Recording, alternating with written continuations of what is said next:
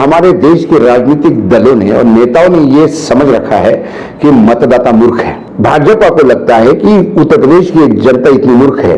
नमस्कार, स्वागत है आपका हिंद वॉइस में। लेकर आया हूं आपका अपना कार्यक्रम अशोक वानखड़े बोलता है। अशोक वानखड़े बोलता है तो फिर अशोक वानखड़े तोलता है।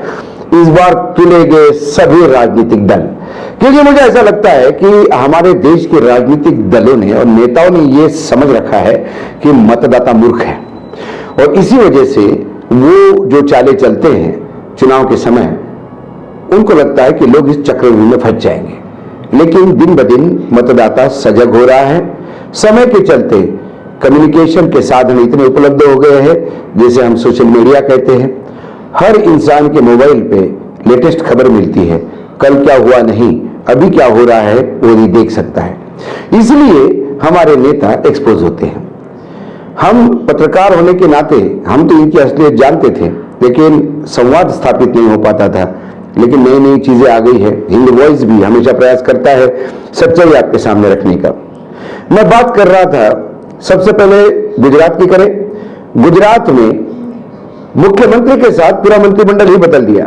जो मुख्यमंत्री पिछले 5-7 साल से ज्यादा ही कहिए वह राज कर रहे थे, एकाएक भारतीय जनता पार्टी को समझ में आ गया कि ये जो सज्जन है ये पटेल नहीं है, और गुजरात में चुनाव जीतने के लिए पटेल चाहिए। तो एक पटेल को, जिस पहली बार जो विधायक बना, जिसने अभी विधायक के 5 साल भी पूरे नहीं किए, ऐसे विधायक को उन्होंने पटेल विधायक को उन्होंने मुख्यमंत्री बनाया, और एक नया मंत्रिमंडल उनको दे दिया जिसमें सब नए चेहरे हैं। और पुराने दिग्गजों को घर बिठाया गया ये बोल के कि जो इनकम्बेंसी होगी, एंटी इनकम्बेंसी होगी, जो नकारात्मक आपके कार्यकाल को देखते हुए मतदान होगा, उसको सकारात्मक करने के लिए नई टीम लाए। मतलब गुजरात के मतदाता भूल जाएंगे कि अभी तक की बीजेपी की सरकार ने वहां क्या किया, और सिर्फ वो याद रखेंगे अभी वर्तमान जो सरकार है वो क्या कर रही है। प्रश्न है, वर्तमान में जो सरकार है उसके पास कार्यकाल कितना बचा है जो पुराने सालों के किए हुए पापों को वो धो दे। और यदि सालों पाप हुए ही नहीं है तो फिर टीम बदलने की जरूरत ही नहीं थी। सीधा सीधा सवाल। पंजाब में कांग्रेस ने दलित मुख्यमंत्री दिया। कांग्रेस को कैप्टन अमरिंदर सिंह के 4.5 साल के राज के बाद पता पड़ा कि ओहो, पंजाब में दलितों को मुख्यमंत्री पद देना चाहिए। पंजाब में सबसे ज्यादा परसेंटेज जो है दलितों का है, मतदाताओं का। सालों कांग्रेस वहां राज करती रही, लेकिन कभी दलित को मुख्यमंत्री नहीं बनाया। लेकिन अब इस बार दलित का मुख्यमंत्री दिया, कुछ नए चेहरे दिए। 6 महीने में वहां चुनाव है। क्या राजा साहब यदि इतने नकारा थे तो फिर यह समझने के लिए कांग्रेस के नेतृत्व को 4.5 साल क्यों लगे? और यदि हमारा नेतृत्व नकारा है, राज्य ठीक से नहीं चला रहा है, यह समझने के लिए 4.5 साल लगेंगे, तो फिर पंजाब के मतदाता ये सोच ले कि आपकी समस्याओं को समझने के लिए ये राजनीतिक दल कितना समय लेगा। उत्तराखंड देखिए, एक मुख्यमंत्री थे, कुछ संतों ने कहा कि कुंभ में जरा तकलीफ हो रही है, उनको बदला गया। पार्टी को अहंकार इतना कि सांसद को मुख्यमंत्री बना के भेजा, ये सोचे समझे बगैर कि क्या उसको फिर से उपचुनाव में लड़ाया जा सकता है या उस समय होगा क्या उतना।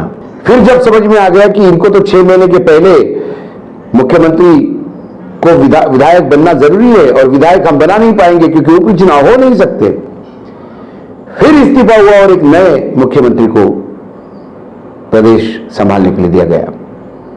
अब वो नए मुख्यमंत्री जोरों शोरों से प्रदेश में घूम घूम के उत्तराखंड में कह रहे हैं कि अब आप चिंता मत करो, मैं आया हूं। उत्तराखंड की जनता कहती है कि चिंता आप करो, क्योंकि आपके पास सिर्फ 3-4 महीने बचे हैं। 4 महीने में आप क्या करोगे? क्योंकि भारतीय जनता पार्टी शायद उत्तराखंड के मतदाताओं को मूर्ख समझती है। अब आते हैं उत्तर प्रदेश में। उत्तर प्रदेश में 60 मंत्रियों की जगह थी। 53 मंत्रियों के भरोसे 4.5 साल तक योगी राज चला रहे थे, जिसे वो राम राज कहते हैं। योगी जी ने जो रामायण पढ़ी, शायद उनके अनुसार वो राम राज्य है। तुलसीदास की रामायण जिन्होंने पढ़ी, उनके शरीर पर रोंगटे खड़े हो जाते हैं यदि योगी राज को राम राज का हो तो, क्योंकि वो कहीं ना कहीं राम का ही अपमान दिखाई देता है। 4.5 साल बाद योगी जी को समझ में आ गया कि 7 तो जगह खाली है मंत्रिमंडल में और ये तो भरनी चाहिए। तो आनंद फानंद में पितृपक्ष में, जबकि कोई अच्छा काम नहीं किया जाता, पितृपक्ष ये पितरों का पक्ष होता है। यहाँ पे बस जो अपने गए हुए लोगों की हिंदू धर्म में उनके पितरों की शांति के लिए पूजा अर्चना होता है। नया काम नवरात्र से शुरू होता है, लेकिन नवरात्र का इंतजार करें तो एक एक सप्ताह एक दिन महत्वपूर्ण था, क्योंकि नए जो मंत्री बनेंगे 7, उनके पास तो समय ही नहीं होगा। क्योंकि 1 नवंबर से यदि उत्तर प्रदेश में मतदाताओं की सूची बनने का काम शुरू होता है, पूरा प्रशासन उसमें लग जाएगा, तो फिर मंत्री करेंगे क्या? उनके पास सिर्फ अक्टूबर बचता है। अक्टूबर में वो मंत्री का मतलब उन्होंने चार्ज लिया, अब अक्टूबर तक वो समझेंगे कि मंत्रालय क्या है, तो नवंबर से काम ठप हो जाएगा। दिसंबर में शायद आचार संहिता लागू हो जाएगी, फरवरी तक चुनाव होंगे और मार्च में नई सरकार बनेगी। 1 महीने के लिए 7 मंत्री बनाए गए, उनमें से भी 3 ओबीसी, 2 दलित, एक आदिवासी, 1 ब्राह्मण। और ये भाजपा को लगता है कि उत्तर प्रदेश की जनता इतनी मूर्ख है कि 2-4 महीने के लिए भी ब्राह्मणों को, किसी ब्राह्मण को मंत्री बनाने से सारा ब्राह्मण मतदाता इनके पास आ जाएगा। 2 ओबीसी को देने के बाद राज्य मंत्री पद सारे ओबीसी आ जाएंगे, 2 दलित और 1 ट्राइबल देने से सारे ट्राइबल हमारे पास आ जाएंगे। लोग ये नहीं समझते कि मात्र ब्राह्मण होना ही ब्राह्मण का नेतृत्व प्रदान नहीं करता। मैं हमेशा कहता हूं, हर यादव मुलायम नहीं हो सकता, हर पवार शरद नहीं हो सकता, हर मोदी नरेंद्र नहीं हो सकता, हर लिंगायत येदियुरप्पा नहीं हो सकता, हर जाट वसुंधरा नहीं हो सकती। तो मात्र मैं इस जात से हूं और इस कास्ट से हूं, इस वजह से मैं उसका नेतृत्व करूंगा, ये हो नहीं सकता। वो नेतृत्व पनपता है संघर्ष से। पहली बार जो विधायक बना हो और वो मुख्यमंत्री बनता हो, तो उसने पटेल समुदाय के लिए क्या संघर्ष किया होगा और क्या पटेल का वो नेतृत्व करेगा? क्या वो नितिन पटेल बन सकता है? क्या वो केशुभाई पटेल बन सकता है? लेकिन इसी छलावे में हम आते हैं। लोग कहते हैं, एक कहावत थी कि सारे घर के बटन डालूंगा। कोई बल्ब का एडवर्टाइजमेंट था, वो बोलता है कि नया बल्ब है, बोले बहुत चलता है, बहुत किफायती है, कम पावर खाता है। वो बोलता है 6 दे दो, सारे घर के बटन डालूंगा। वही टैगलाइन नेताओं ने कही कि कुराज के ऊपर चद्दर डालने के लिए सबको बदल डालूंगा, मुख्यमंत्री बदल डालूंगा। ये करने से कुकर्म नहीं छूटते, मतदाताओं को सजग होना होगा। पिछले चुनाव में किए हुए वादे कितने यथार्थ के धरातल पर उतरे हैं, वो देखने होंगे।